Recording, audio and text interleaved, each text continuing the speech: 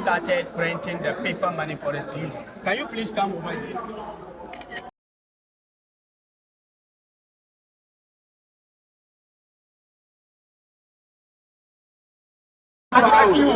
This was the first jersey worn by the Black Stars of Ghana from 1951. This was Gold Coast. GC stands for Gold Coast. Just look at it. With buttons.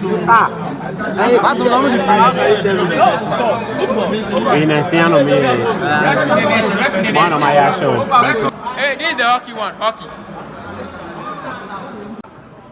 Oh, please come. This is a question somebody has asked. And I'm explaining this.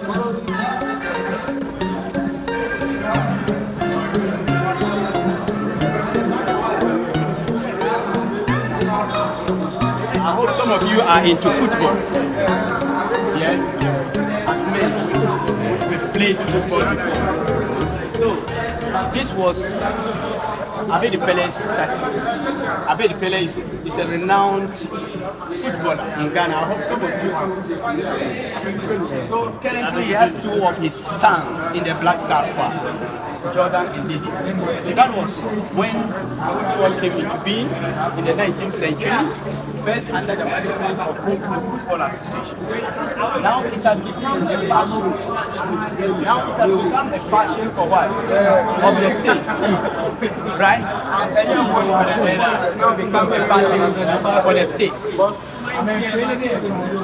Can you give way? They want to pass this is for black men, black women, and then the male national team is called the Black Stars. Ghana has annexed the AFCON 24 4 consecutive times.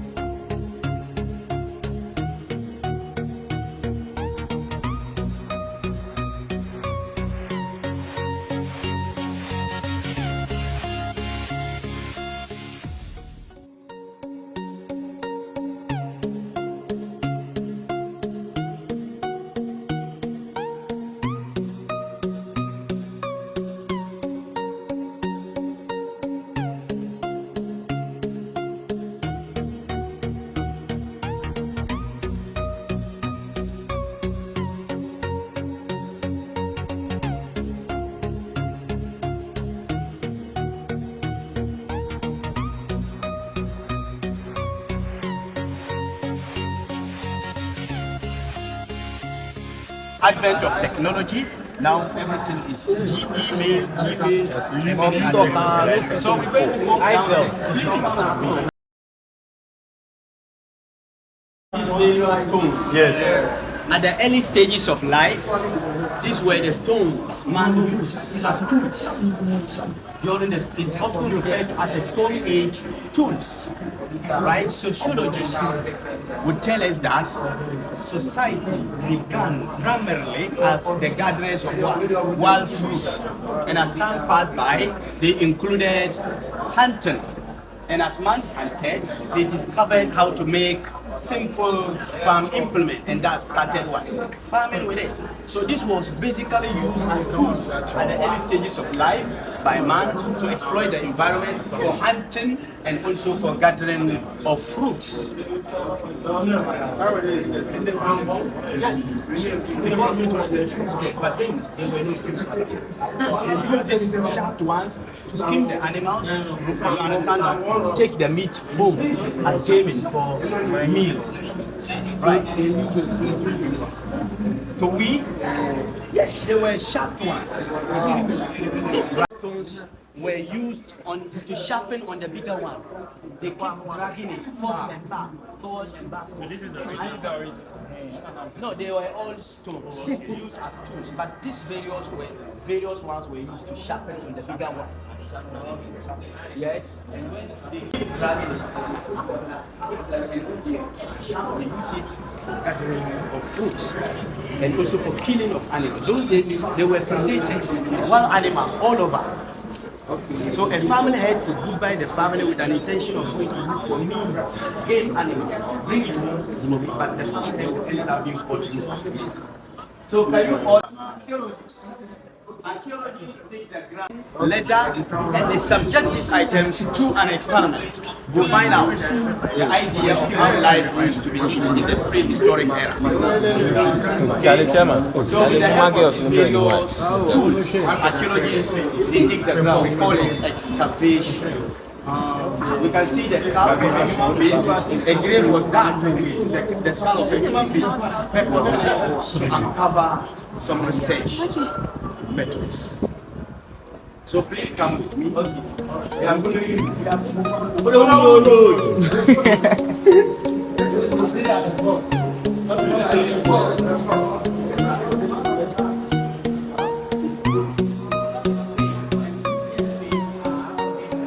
original ones were not known to them. The only religion that was dominant in Africa was the indigenous traditional African religion. They believe in the spirit of the dead with their influence on the living. They believe in their ancestors. Yes, and when you look at the three religions in common, we have their Islamic faith. That is, the Muslims, they worship God through Muhammad as an intermediary between man and God. Christians worship through Jesus as an intermediary between man and God. So was the traditional African religion, using the ancestors as an intermediary between man and God. And when you look at this female figure at the back, it's an evidence of the existence of witchcraft in human society, that there are witches and wizards. And then those days when the Siamese twins, conjoined twins were born, yes, they were being considered as evil. For that matter, they were being buried alive. The Siamese twins, conjoined twins. But with the advent of orthodox medicine, now they could easily be what? Separated. And this one, it talks about the trans-Saharan trade between the North Africans and the West Africans. You can see a male rider sitting on a camel or a horse, there with a big cap and a necklace. It's that North Africans were endowed with so much salt, and the West African kingdoms were with gold. So the gold in West Africa was in high demand in countries such as North Africa. So they trooped all the way through the camel's back to West Africa, exchange the salt with the gold. Can we please get one?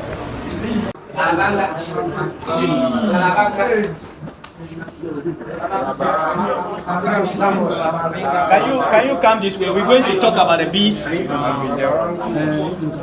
We're going to talk about the bees, then we talk about the Larbanga Mosque. Okay.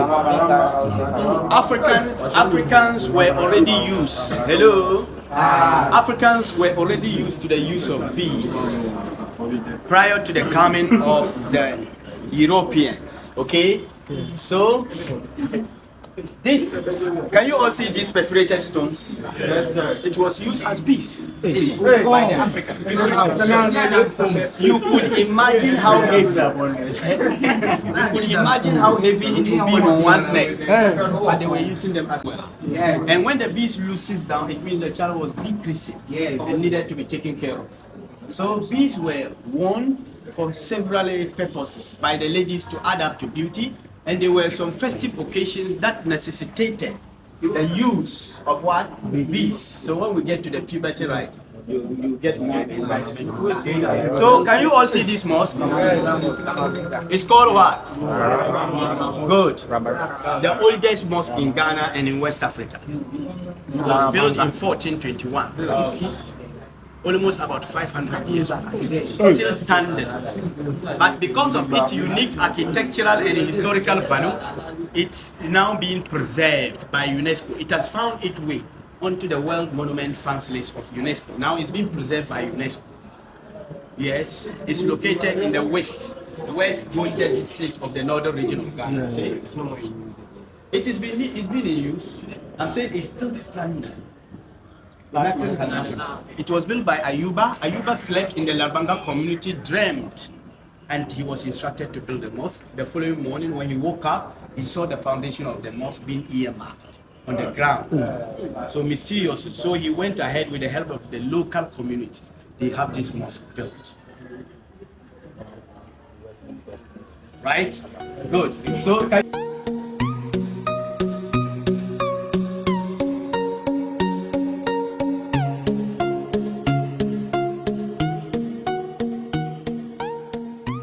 we also get prayer mats. We have this one is an imported one from Saudi Arabia, used by the Muslims to observe prayer. This is a skin of ram skin.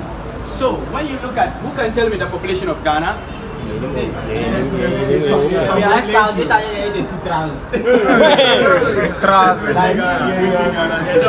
are about 32 million. And out of these 32 million, 72% are Christians. Really? Right? It means that the Christians are the majority, followed by the Muslims, 17.6, whereas the 5.2 are the traditional African practitioners.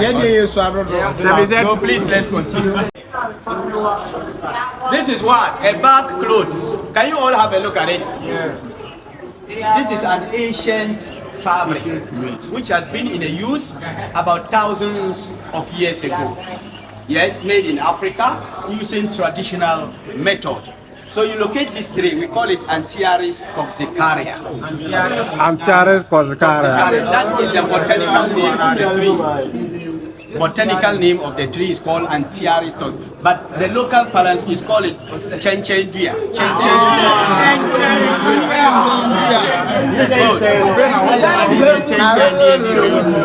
So you locate the tree, carve out pieces from the back of the tree, soak it in water for several days, bring it out from the water using this wooden hammer. We call it mallet.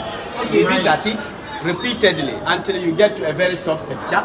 You dry it using stones at the edges so that it will not be folded back. But you were with the other group. How come you have found them? No. The traditional herbal medicine. Yes. The approach of the use of the combination of various herbs to either prevent, cure, or hello, can you please remain silent for me? The other group was so quiet. Yes, our ancestors were practicing medicinal in the Western medicine. So the practices of the use of the combination of various herbs to either prevent, treat, or cure sicknesses were being referred to as a traditional herbal medicine. Okay? So, those days when patients were sick with malaria, parasite, what do?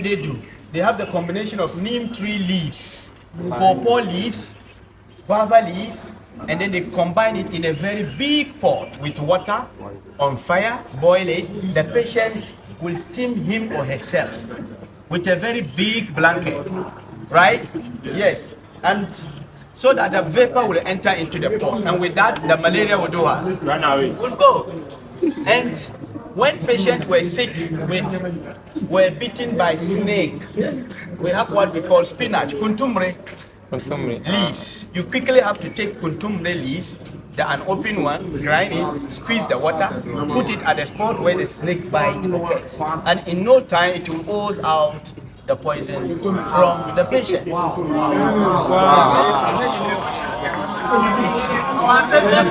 When a child, you are in the house, unknowingly a child takes in poisonous substances, you quickly have to give the child a palm nut oil to drink in excess, and in no time the child will vomit all the poison, including the oil, out and remain free. So this was how our ancestors were practicing before they coming into being the Western medicine. So now the world is now embracing of the use of the various herbs as a result of the side effects of the chemical drugs. The traditional herbalist, the use of the herbs has no side effects. I hope you've all gotten it. Yes. Good. So let's acclimatize ourselves with the use of these various herbs. With that, we will live longer. But when we get addicted to the Western medicine, it weakens the system. And in no time, you become very weak. Old man and old lady, when at least you use this one, with that, you can live longer without any side effects. So let's embrace the use of these various herbs.